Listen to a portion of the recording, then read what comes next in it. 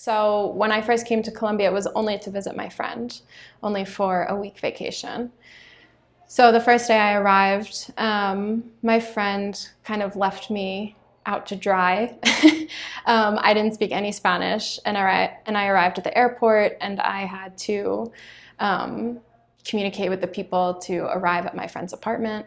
It was a fun challenge, but it was definitely a challenge. And immediately when I reunited with my friend here, it was really magical. And it was the combination of never having been in another culture before, a culture that's so different from the United States, and also being with my best friend.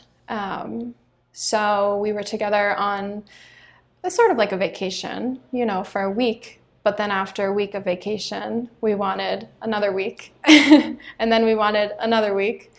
So eventually we decided to move here, which was never the plan. And when I first came, it was just with a suitcase for a week.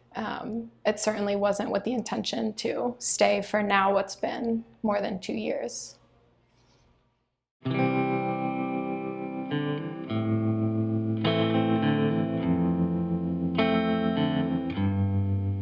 We shared a tiny little studio apartment together. My friend spoke Spanish and I didn't, so they were my translator. And the things that we did together were so special, very simple things.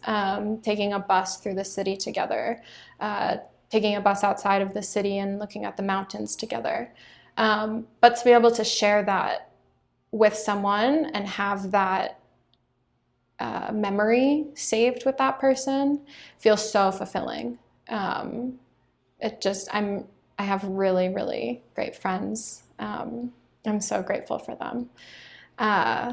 And when my friend left Colombia, I stayed. And it was a decision kind of because of the pandemic. If I left, I wouldn't necessarily be able to return.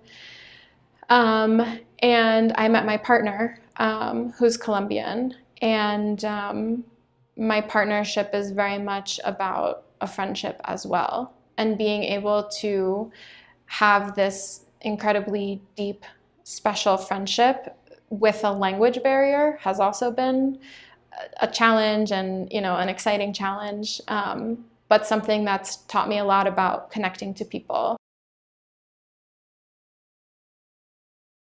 We were in the tiny little apartment that I shared with my friend. And it was late at night and we came back from the skate park. And we were talking and they simply said, I think we should be in a relationship. And I said yes, partially because of the language barrier. In Spanish or in whatever language you're learning, it's easy to say like, yes, yes, yes, for whatever the question is. So it was kind of like, yeah, okay, sure.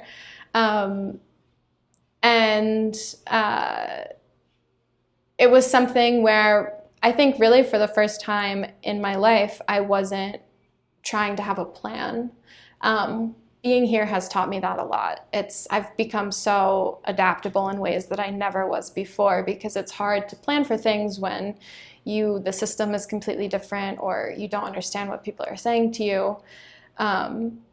So I've become very flexible and saying like, I'll say yes for right now and I'm not sure where it will lead me, but perhaps I'll make that decision when we get there. So when we shared that moment, it was like, yes, for now, and we'll see. And now it's been time, so much time has passed, and it's better than ever. So I'm happy that I said yes because of the language barrier.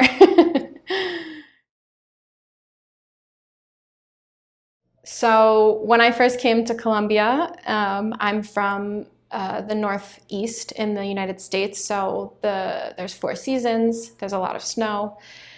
Motorcycles are not big culturally. So coming to Colombia, coming outside of the States for the first time in my adult life, I was overwhelmed by the motorcycle culture and really obsessed with the culture.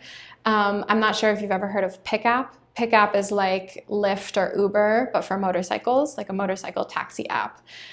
We were obsessed with it.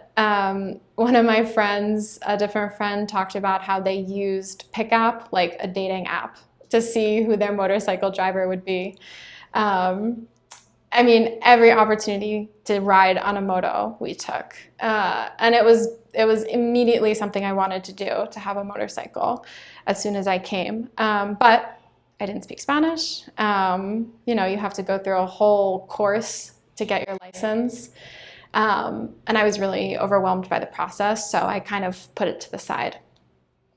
A year and a half later, my partner and I were talking about wanting to travel together, wanting to use a moto to travel. And my Spanish had developed throughout the year and a half, so I felt more capable. And then also having them to go through this course with, they would take really diligent notes for me and then tell me everything that happened in the class afterwards. So we went through the course together, and I joked that it was, for me, I have my car license in the United States, so I know the laws about driving and things like this. So the course here for me was much more like a Spanish test than a test on driving. And I passed my Spanish test, I got my license, we bought a moto, and it's really a wild experience to be on my motorcycle, driving through the city, thinking of how much I had to accomplish to be able to be on this moving piece of machine, and how I really have been able to find my way in the culture here, without feeling like I've been sucked into it. And so I feel like having a motorcycle for me is the final step that I needed to accomplish before I leave. And I will, of course, have to go through the whole process again in the States, but it should be much easier in English than it was for me in Spanish. I think that my experience here has been such a wake-up call, such an opportunity to really see my privilege, to really see the way that I was raised and the security that came with that I didn't realize existed. And throughout my time here, to go through the struggle of learning a second language, to be an outsider in a culture. It's just taught me a lot about my own strength and confidence and ability to be myself, even when everything is working against me.